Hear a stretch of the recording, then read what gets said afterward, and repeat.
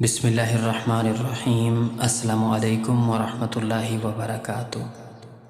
آپ کا بیٹا آج شام تک کا مہمان ہے، اس کا کوئی علاج نہیں۔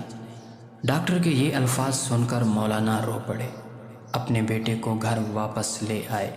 گھر میں کھڑے اپنے بیٹے کی تیمارداری کر رہے تھے کہ اچانک دروازے پر دستک ہوئی۔ مولانا دروازے پر گئے، باہر ایک بوڑھے شخص کو کھڑے پایا۔ حضرت نے سلام و دعا کے بعد پوچھا، بابا جی خیریت سے آئے ہو؟ وہ کہنے لگا، بیٹا خیریت سے کہاں آیا ہوں، ہمارے علاقے میں ایک قادیانی مبلغ آیا ہوا ہے، وہ لوگوں کو گمراہ کر رہا ہے، امت گمراہ ہو رہی ہے، اور آپ گھر میں کھڑے ہیں۔ مولانا نے جیسے ہی یہ بات سنی، آپ کی آنکھوں سے آنسو بہہ پڑے۔ بیوی سے فرمایا، میرا بیگ کہاں ہے؟ بیوی نے بیگ اٹھا کر دیا اور آپ بیگ ہاتھ میں پکڑے گھر سے روانہ ہونے لگے۔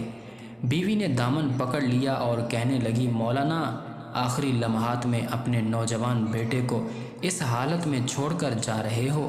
مولانا نے آسمان کی طرف نظریں اٹھائیں اور رو کر روانہ ہونے لگے تو جاں بلب بیٹے نے کہا، ابا جان میں آج کا مہمان ہوں، چند لمحے تو انتظار کر لیجئے، میری روح نکل رہی ہے، مجھے اس حال میں چھوڑ کر جا رہے ہو؟ مولانا نے اپنے جوان بیٹے کو بوسہ دیا، رونے لگے اور فرمایا، اے بیٹے، بات یہ ہے کہ میں محمد صلی اللہ علیہ وسلم کے دین کی خاطر جا رہا ہوں، کل قیامت کے دن حوض کوثر پر ہماری تمہاری ملاقات ہو ہی جائے گی۔ یہ فرمایا اور گھر سے روانہ ہو گئے۔ اڈے پر پہنچے، ابھی بس میں بیٹھے ہی تھے کہ چند لوگ دوڑے آئے اور کہنے لگے، مولانا آپ کا بیٹا فوت ہو چکا ہے، اس کا جنازہ پڑھاتے جائیے۔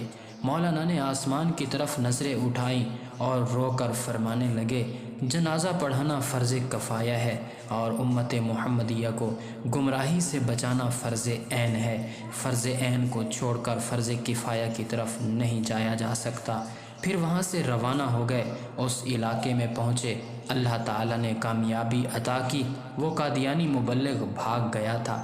مولانا 3 دن کے بعد گھر واپس پہنچے، بیوی قدموں میں گر گئی اور رو کر کہنے لگی، مولانا جب آپ جا رہے تھے تو بیٹا آپ کی راہ تکتا رہا اور کہتا رہا، جب ابا جان واپس آئیں تو انہیں میرا سلام عرض کر دینا۔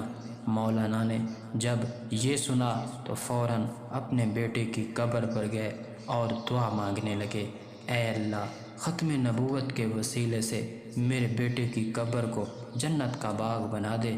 مولانا دعا مانگ کر گھر واپس آئے تو رات بیٹے کو خواب میں دیکھا۔ بیٹے نے اپنے ابا سے ملاقات کی اور کہا کہ رب محمد صلی اللہ علیہ وآلہ وسلم کی قسم، ختم نبوت کے وسیلے سے اللہ تعالیٰ نے میری قبر کو جنت کا باغ بنا دیا ہے۔ ختم نبوت کے اس مجاہد کو دنیا حضرت مولانا غلام غوث ہزاروی رحمۃ اللہ کے نام سے جانتی ہے۔ ایسے تھے ختم نبوت کے مجاہد عظیم، جنہوں نے ناموس رسالت کی خاطر اپنا سب کچھ قربان کر دیا تھا۔ سبحان اللہ۔